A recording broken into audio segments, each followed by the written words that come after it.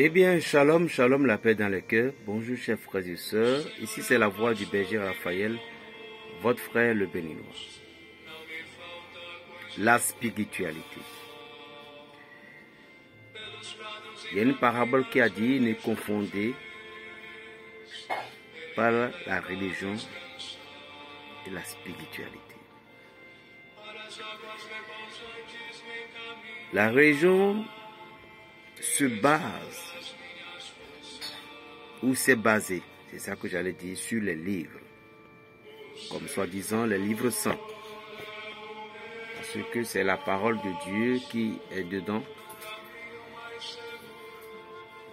La religion nous remplit de rêves, de gloire au paradis. La religion nous fait croire à la vie éternelle. La religion promet la vie après la mort. Or, la spiritualité suit les lois de la nature. La spiritualité nous fait vivre la gloire et le paradis ici et maintenant. La spiritualité consiste à trouver Dieu dans notre intérieur pendant la vie et la mort.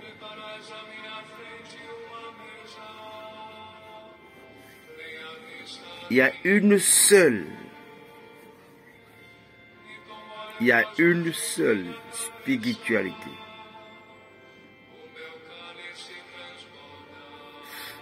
Il y a une seule spiritualité.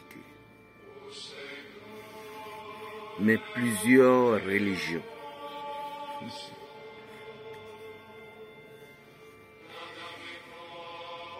La religion a un ensemble de règles dogmatiques.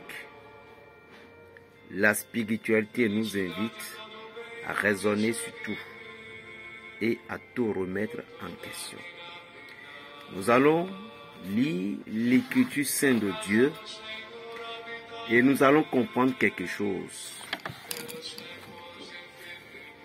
Prenez votre Bible. Lisons Jérémie 23, verset 22. Eh bien, mon pâturage, eh bien, ainsi parle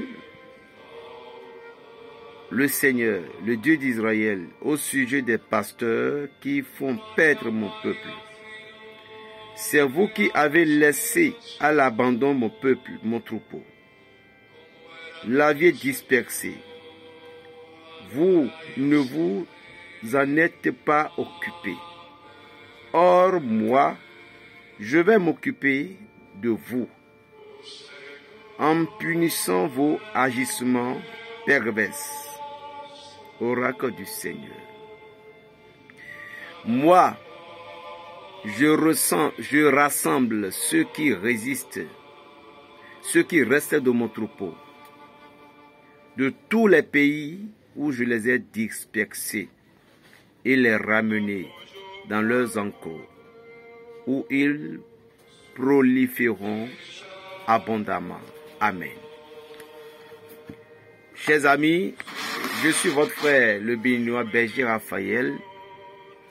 Comment est-ce que vous vous portez bien? J'espère que vous allez bien dans la grâce du Saint-Esprit. Ne prêchez jamais, chers pasteurs, chers frères, ce qui fera plaisir ou donner de la justesse aux hommes, mais prêchez ce qui fera plaisir à Dieu et puis les hommes, ils veulent pas, ils vont aimer. Amen. Dieu ne nous oblige pas dans ses grâces. Dieu ne nous force de rien. Aujourd'hui, qu'est-ce qui se passe dans le monde? Dans le monde de la spiritualité, seule la spiritualité peut sauver le monde. Il y a une seule spiritualité, mais plusieurs religions. Je vous ai dit la fois passée que je ne peux pas diaboliser mes parents. C'est comme les enfants d'Israël, ils ont diabolisé leur père Abraham, Isaac et Jacob. Leur père aujourd'hui par la foi qui nous a donné l'autorité aussi d'être fils d'Israël. Je ne peux pas renier qui je suis. Je ne peux pas renier qui je suis. Mais cela ne veut dire pas que j'irai aller m'asseoir dans mon village, j'irai aller m'asseoir dans certaines pratiques en disant que je suivais les lignées de mes parents. Ce que je veux dire là, je veux bouleverser un peu la cervelle des gens. Écoutez bien, Jésus dont nous parlons tous et ces pasteurs qui disent qu'ils soient dirigeants nous enseigner, ce sont ces mêmes pasteurs qui passaient de cachette en cachette et allaient consulter ces soi-disant dignitaires que nous injurons. Parce que l'homme savent que tout pouvoir consiste à résister dans la puissance de la spiritualité africaine.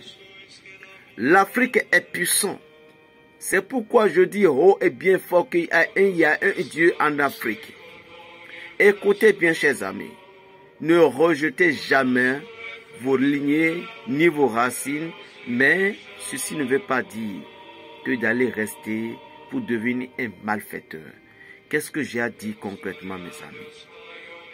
Dieu a dit qu'il sera le maître de ses enfants. Il sera la lumière de ses enfants. Et c'est lui seul qui peut ou qui va gouverner son peuple. Or, Dieu est le Dieu de toute la terre. Dieu ne fait pas la différence entre le Bénin, le Gabon, le Burkina et le Mali. C'est la distance qui s'est séparée parce que le seul président du Bénin ne peut pas être le président continental de l'Afrique. Il ne peut pas diriger tout. Donc, il vaut mieux qu'on donne le nom à chaque pays dans le monde. Mais le monde font un. Le monde est un, mais la religion est plusieurs. Comme la langue est plusieurs, le langage de l'homme est plusieurs. Amen. Maintenant, aujourd'hui, si nous allons revenir dans la loi naturelle, vous voyez, ça n'a pas besoin de verser le sang innocent avant de devenir ce que nous allons devenir. La fois passée, j'ai parlé, j'ai décortiqué un peu comment les malédictions familiales se produisent. Je vous ai expliqué toutes ces choses-là. La malédiction familiale, lorsque ça vient sur vous, votre vie est devenue de la merde. Mais une seule personne peut devenir cette malédiction dans la famille. Comme quoi? S'il est ambitieux, il peut aller prendre contact avec des énergies négatives qui ne doivent pas rester dans la famille. Et c'est lui qui va maléditionner toutes ces familles. Comme quoi? Ce qu'il fait, est-il un charlatan? Est-il ici? Je vous ai toujours dit que tous les charlatans ne sont pas mauvais. Non. Tous les charlatans ne sont pas mauvais. Il y en a celles que Dieu même a posé leur main là-dessus comme ça. Il y a des anges. Et vous allez voir dans leur histoire, on dit l'ange qui gouverne ceux qui font des pratiques occultes. L'ange qui fait ci. Quelqu'un va me dire, mais je veux connaître cet ange-là. Je n'ai pas ton temps, mais va aller chercher, tu vas comprendre.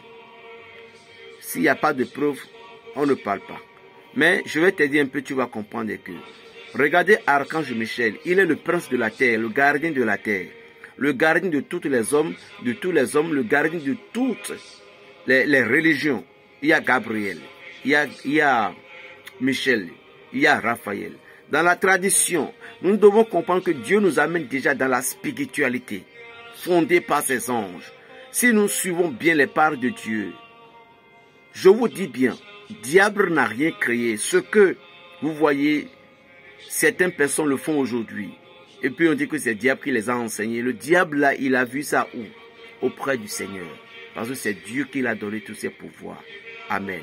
Maintenant, vous allez comprendre quelque chose que la spiritualité, Jésus nous a aussi montré les pas et il y en a plein de preuves dans la Bible.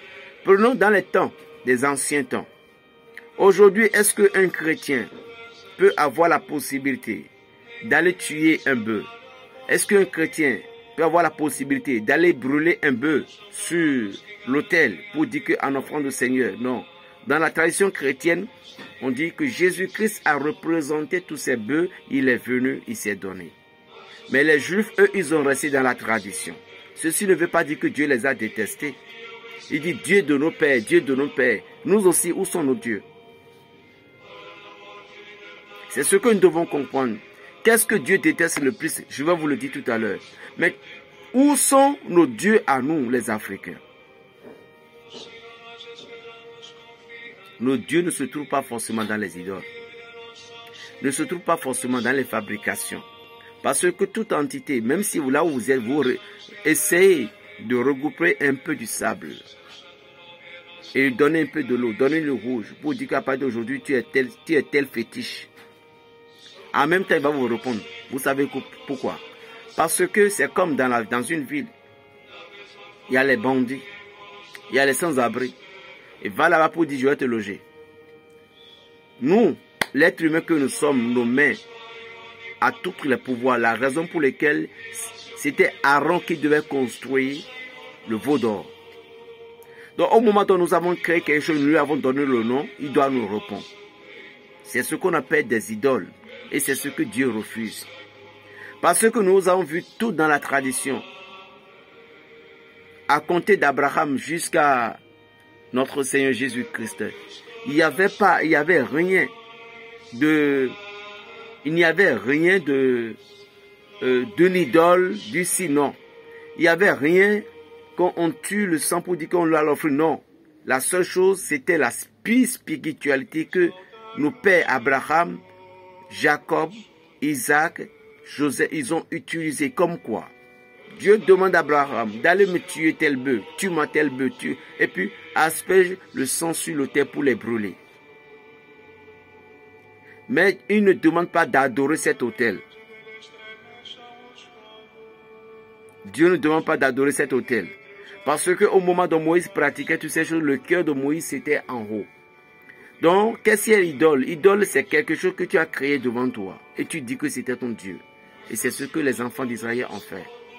Ils ont déjoué le plan de Dieu dans le désert en créant ce sujet-là, le veau d'or. Ils disent que c'est le veau d'or qui les a fait sortir de l'Égypte. Ça, c'est de l'adoration. C'est ce que Dieu interdit. Maintenant, la spiritualité pratiquée directement envers le Saint-Esprit, c'est direct. Dieu n'a jamais boycotté et n'a jamais boycotté cette truc-là. Tout simplement, faites attention à ce qui sort de votre bouche pour que votre histoire ne soit pas comme l'histoire de Jephthé dans la Bible. C'était dans le livre de Juges, je crois bien. Jephthé qui avait promis à Dieu, dans le trance de la spiritualité, si tu m'as livré le combat, la personne qui sortira, dès que je vais me retourner, la personne qui sortira de ma maison viendra me rencontrer, je vais te l'offrir en un sacrifice. Parfois, nous cherchons à prendre le bien d'autrui pour faire sacrifice. Or, nous nous oublions que le vrai sacrifice est de nous-mêmes. Le vrai sacrifice, c'est la souffrance, les douleurs que tu as dans ton cœur. C'est ça le vrai sacrifice. Un vrai sacrifice, c'est comment la manière dont tu t'es donné, tu t'es battu. C'est ça qui fera que tu iras de l'avant. Joseph s'est battu avec sa foi, ça c'est un sacrifice. Joseph s'est lutté avec sa foi, ça c'est un sacrifice. Et il est resté dans la Sheol, c'est-à-dire la prison, il a souffert, c'était un sacrifice, il est devenu le premier ministre. Jephthé a fait une promesse. Attention à certaines personnes qui font des vœux.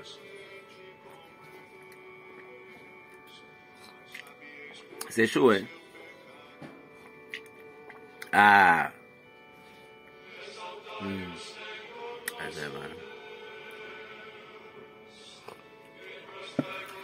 Voilà. À certaines personnes qui font le sacrifice, attention aux vœux qui sortaient de votre bouche.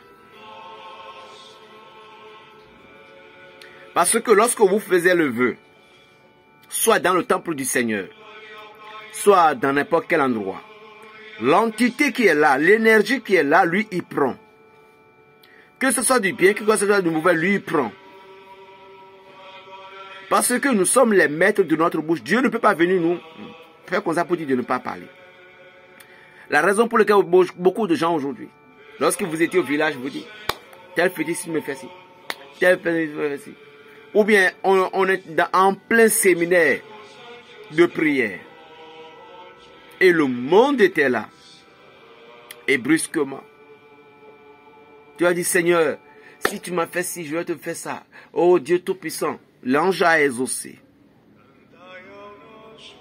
Mais tu n'as pas fait. Et crois-tu que Dieu ira chercher le sacrifice ailleurs? Ça sera en toi. Ne faites pas des promesses que vous ne pouvez pas tenir. Dieu veut que nous oublions les trucs de religion. Ce n'est pas d'abandonner l'église. Nous devons aller à l'église. Mais beaucoup de personnes vont à l'église aujourd'hui et ils ne pratiquent pas ce que l'église dit. C'est-à-dire la loi.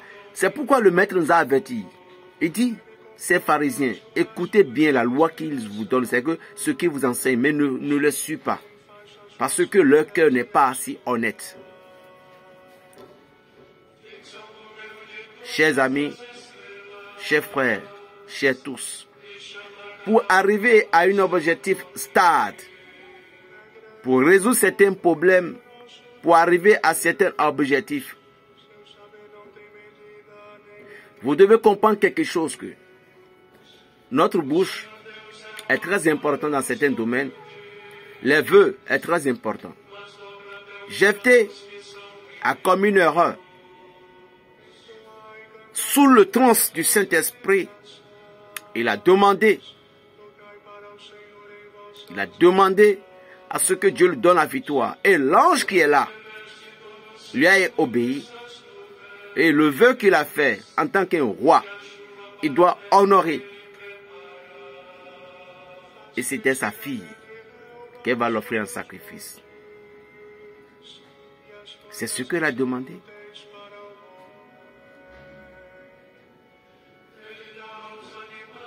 Il y a des gens qui font des promesses, qui font ci. Lorsque vous ne pouvez pas faire quelque chose, n'en parle plus. Maintenant, revenons toujours à la spiritualité. Dieu dit, je vais rassembler mon peuple. Rassembler le peuple de Dieu, Dieu veut regrouper ses enfants dispersés sur la terre. Parce qu'aujourd'hui, la religion s'impose à la foi des gens. Or, la spiritualité libère l'homme à comprendre qui est Dieu et qui est caché en Dieu. La spiritualité nous donne la liberté. Ce n'est pas tous les charlatans qui sont des mauvais. Je vous ai dit que c'est un charlatan qui m'a mis au monde. Je ne pourrai jamais les détester. Mais pourtant, j'aime Dieu. Donc pourquoi je vais aimer Dieu et détester ceux qui m'ont mis au monde? Même si mon papa est admise, ma maman est admise, mon papa est sorcier, ma maman est sorcière. Ce sont eux qui m'ont mis au monde. Dieu m'a fait naître dans cette famille et il sait que c'est moi qui va les détourner de leur mauvais chemin. Il n'est pas question que je les déteste. Parce que j'ai aussi quelque chose à faire dans leur vie. Il y a des gens sans aucun effort. Ils ont rejeté les papas, ils ont rejeté les mamans. Ils ont fui la maison. Ils ont fui la famille. On dit qu'il y a la sorcellerie. Et ton papa et ta maman. Vous devez comprendre certaines choses que la vie, pour vivre, vous devez respecter les lois de la nature. C'est pourquoi la spiritualité s'est basée sur les lois de la nature et non les lois de l'homme ou inspirées, écrites. Et nous une baisse là, respecte les conditions, respecte les lois de la nature. C'est ça que Dieu nous dit. Lorsque vous ne respectez pas les lois de la nature, comment vous voulez réussir votre vie? Vous ne pouviez pas.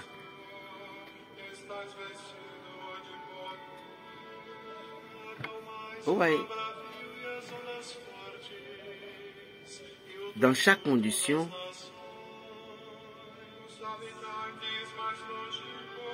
dans chaque part, dans chaque situation, Dieu est toujours là pour nous interpeller sur quelque chose. Si lui-même il a dit, demandez, on vous donnera, et frappez, on vous ouvrira. Dieu est dans le monde central de la spiritualité. Et Dieu veut prendre charge de tous ses enfants. Or, Dieu est spirituel. Donc ça veut dire que Dieu veut que nous devons avoir tous, nous tous, la connaissance de la spiritualité.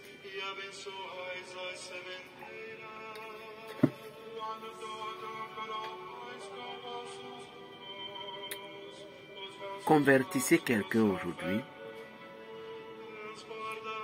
Ne voyez pas qu'il portait déjà des culottes, des mini-jupes. Et puis vous allez dire que Jésus a dit d'enlever ces mini-jupes-là. Ça ne se fait pas. Lorsque vous voulez convertir quelqu'un, la première des choses, c'est de poser le Christ dans son cœur. Poser Jésus-Christ dans son cœur. Et quand Jésus va rentrer dedans, il va commencer par faire des échanges. Ma fille, oui papa, le culotte que tu as porté là, tu sais que je n'aime pas trop. Ah papa, je vais enlever. Il faut appeler ton pasteur pour lui dire que tu as envie, que tu ne veux plus porter culotte. Il faut appeler ton pasteur pour lui dire que le mini-jupe là que tu as envie d'enlever, va lui dire ça. Et quand tu vas dire ça, pasteur, le pasteur dit Alléluia, Dieu merci. C'est Jésus même qui convertit les cœurs et non toi.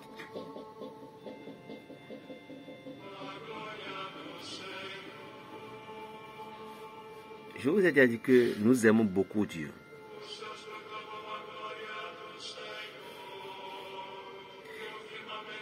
J'ai un vieux, il est un douanier, un roi de son village. Il était malade. Malgré tous ses pelles au cou, malgré tous ses forces, c'est un vieux, il est terrifiant du côté fétichiste. Mais malgré toutes ces choses, il est malade. Les pieds, les bras ne peuvent plus bouger comme ça, des crises,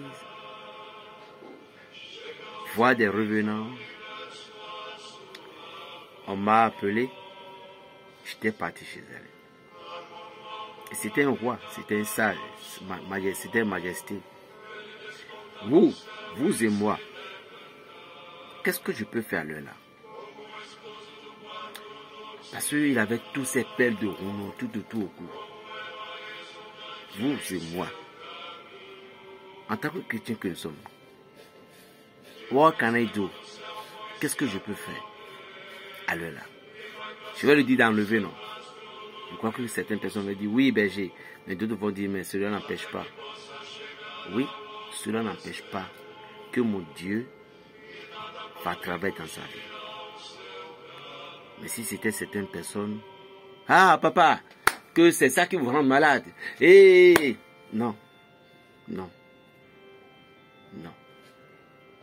Puisque Dieu nous a donné le pouvoir au-dessus de tout pouvoir, quel que soit ce qu'il a porté au cou, cela ne vous concerne pas.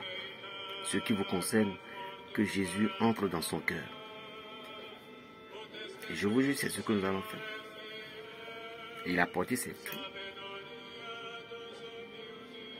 Et je travaille pour lui. Il commence pas à marcher. Les bras, les pieds tendus, tout est bon. Il a toujours ces trucs-là au cou. Et pire encore, les ennemis qui sont en train de lutter contre lui, je lui ai préparé un jar. Les ennemis qui sont en train de lutter contre lui commencent par mourir un à un.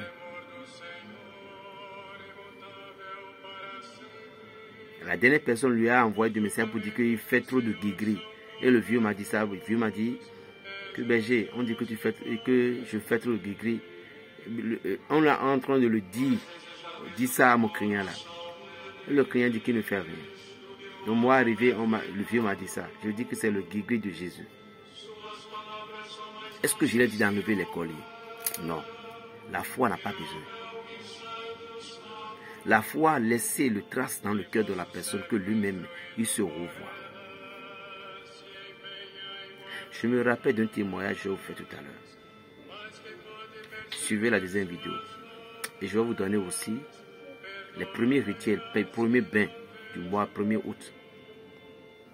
Je suis Berger Raphaël, votre frère le béninois qui vous aime tant. Et salut à tous mes passagers qui sont bénis avec moi actuellement. Tous ceux qui ont quitté l'étranger et sont venus chez moi au Bénécy. Je crois que vous aurez ma vidéo. Je vous aime tous. Vous avez eu l'occasion et la chance. Moi aussi, j'ai eu l'occasion et la chance, je vous ai vu. Dommage que je ne peux pas mettre des images sur les réseaux, c'est pas bon. Chacun a sa vie privée. Plus 229, le 95, 26, 41, 46. Shalom.